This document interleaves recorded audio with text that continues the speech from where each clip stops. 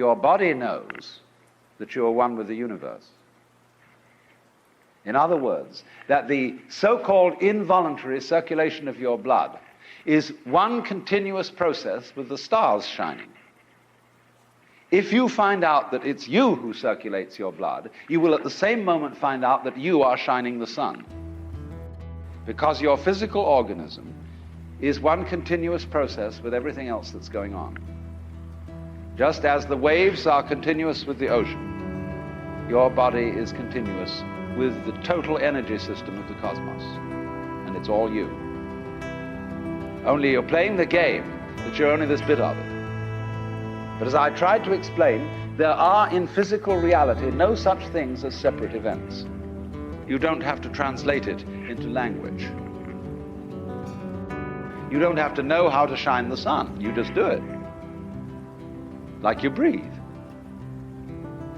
Doesn't it really astonish you that you are this fantastically complex thing? And that you're doing all of this and you never had any education in how to do it? You never learned, but you're this miracle?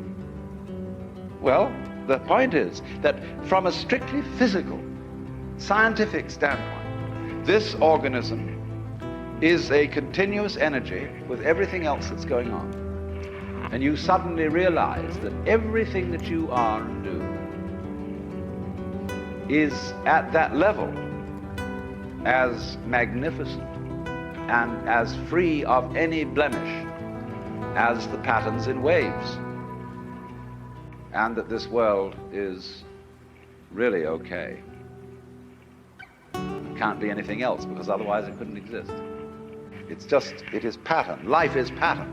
It is a dance of energy. Everything is standing right out in the open. And it's just a question of how you look at it. Some people will use a symbolism. It is that you are looking right at the brilliant light now. That the experience you are having, which you call ordinary everyday consciousness, pretending you're not it, that experience is exactly the same thing as it.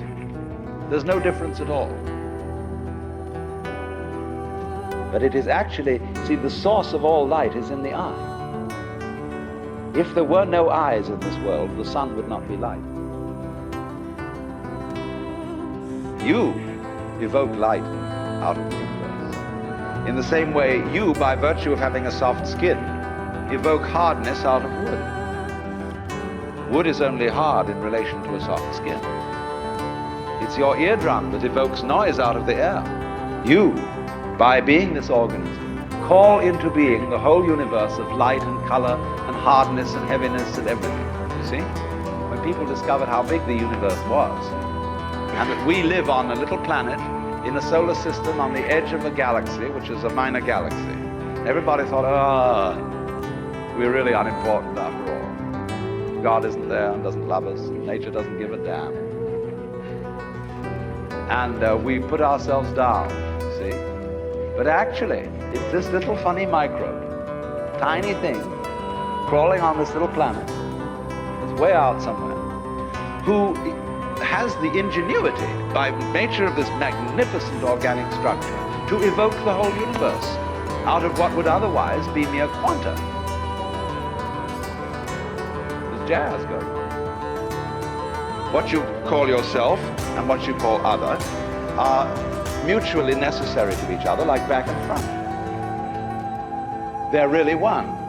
But just as a magnet polarizes itself in north and south, but it's all one magnet, so experience polarizes itself as self and other, but it's all one. We've got all sorts of ideas built into us, which seem unquestioned, obvious, and our speech reflects them.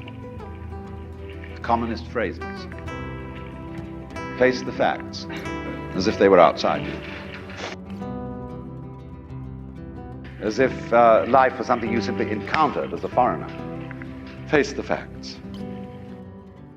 Our common sense has been rigged, you see, so that we feel strangers and aliens in this world. And this is terribly plausible, simply because it's what we're used to. That's the only reason. But when you really start questioning this, say, is that the way I have to assume life is? I know everybody does, but does that make it true? It doesn't necessarily. It ain't necessarily so. And so then as you question this basic assumption that underlies our culture, you find you get a new kind of common sense. It becomes absolutely obvious to you that you are continuous with the universe. But then when somebody sailed around the world, and we all got used to it, and now we travel around in jet planes and everything, we have no problem about feeling that the earth is globular. None whatever. We got used to it. So in the same way, Einstein's relativity theories, the curvature of the propagation of light, that began to bother people when Einstein started talking like that. But now we're all used to it. Well, in a few years, it will be a matter of common sense to very many people that they're one with the universe. It'll be so simple.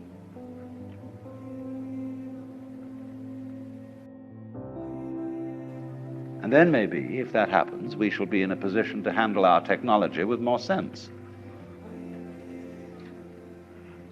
With love instead of with hate for our environment.